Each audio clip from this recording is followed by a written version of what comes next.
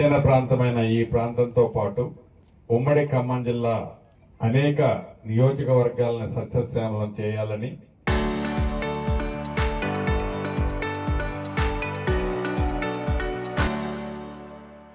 ఆనాటి కాంగ్రెస్ ముఖ్యమంత్రిగా వైఎస్ రాజశేఖర రెడ్డి గారు రాజీవ్ సాగర్, ఇందిరాసాగర్ పనులు చేపట్టి కొన్ని పూర్తయిన తర్వాత కేవలం బేషజాలకపై తెచ్చుకున్న తెలంగాణలో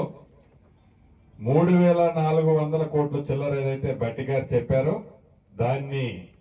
సుమారు 20,000 కోట్లు దాటించి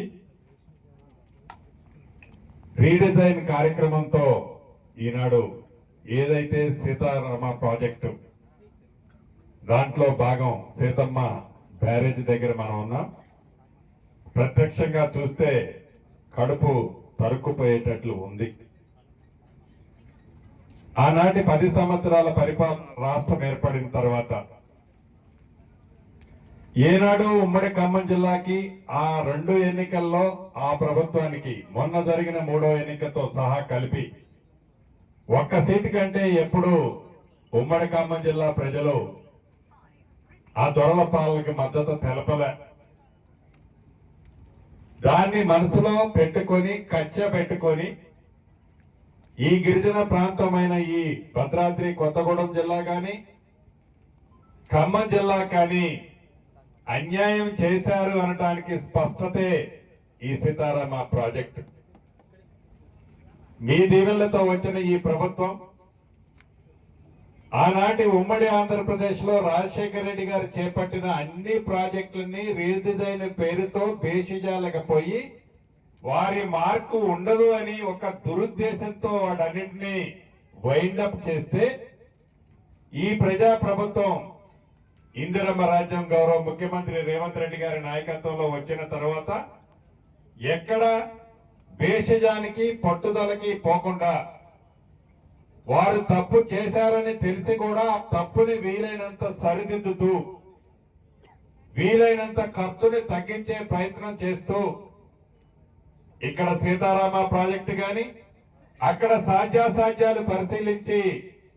మహా అద్భుతమైన 8వ ప్రపంచంలో 8వ మహా అద్భుతమని చెప్పే కాళేశ్వరాన్ని కూడా సరిదిద్దాలనే తపన ఉందే తప్ప ఈ ప్రభుత్వానికి బేసిజాలకు పోయి వారి కట్టిన ప్రాజెక్టుని పక్కన పెట్టాలనో వదిలేయాలనో ఈ ప్రభుత్వం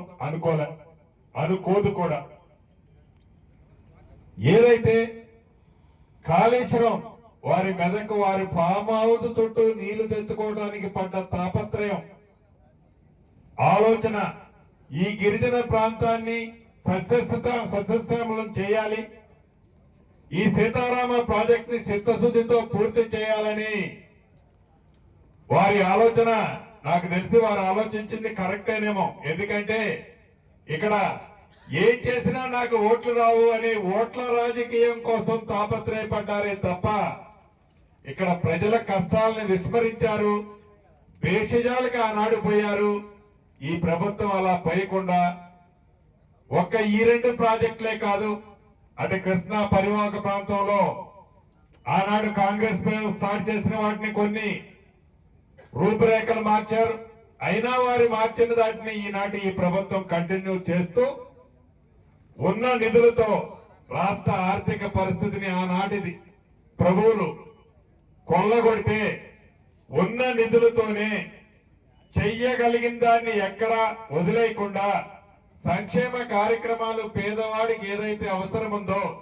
ఆ సంక్షేమ కార్యక్రమాలని ఈనాటి ఈ ప్రభుత్వం ఇస్తూ అభివృద్ధిని ముఖ్యంగా ఇరిగేషన్ శాఖని ఎక్కడ కుంటుపడకుండా ముందుకు తీసుకెళ్తుంది. మీకు తెలుసు, మీరెన్నుకున్న ఈ ప్రభుత్వం వచ్చిన తర్వాత ఇదే సీతారామ ప్రాజెక్టులో సుమారు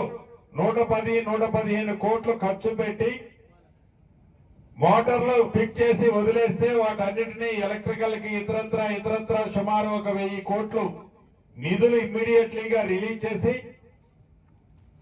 సుమారు 1,400 నుంచి 1,480 క్యూసెక్ల నీటిని ఖమ్మం జిల్లాలోని వైరా సత్తుపల్లి, అదే రకంగా తాగునీరు వైరా ప్రాజెక్ట్ నుంచి వచ్చే తాగునీరు ప్రాజెక్టులకి మైన్ ఇరిగేషన్ ప్రాజెక్టులన్నీ సుమారు 1,25,000 ఎకరాలని ఇంత కరువు వచ్చినా దాన్ని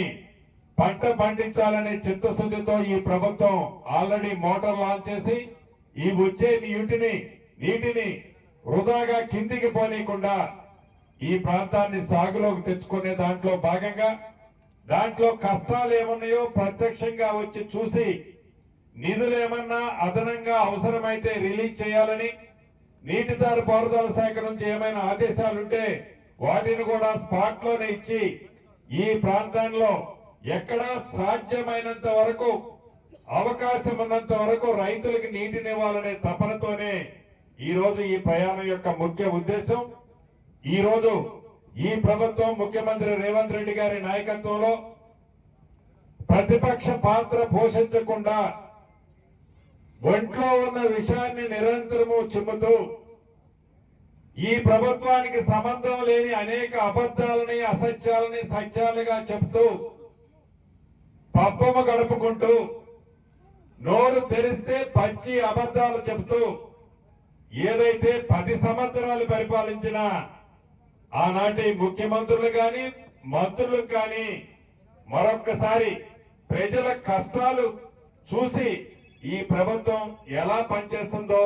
కనీసం దాన్నైనా మీరు పొగడకపోతే పొగడకపోయారు. విమర్శించడానికి ముందు చేసే పనినన్నా గుర్తు తెచ్చుకొని కొద్దిగా జ్ఞానం తెచ్చుకోవాలని కూడా వారికి వేదిక ద్వారా సూచన చేస్తూ ఇప్పుడు నీటిపారుదల శాఖ మంత్రి వర్యులు ఉత్తమ్ కుమార్ రెడ్డి గారిని మాట్లాడవలసిందిగా కోరుతున్నాను.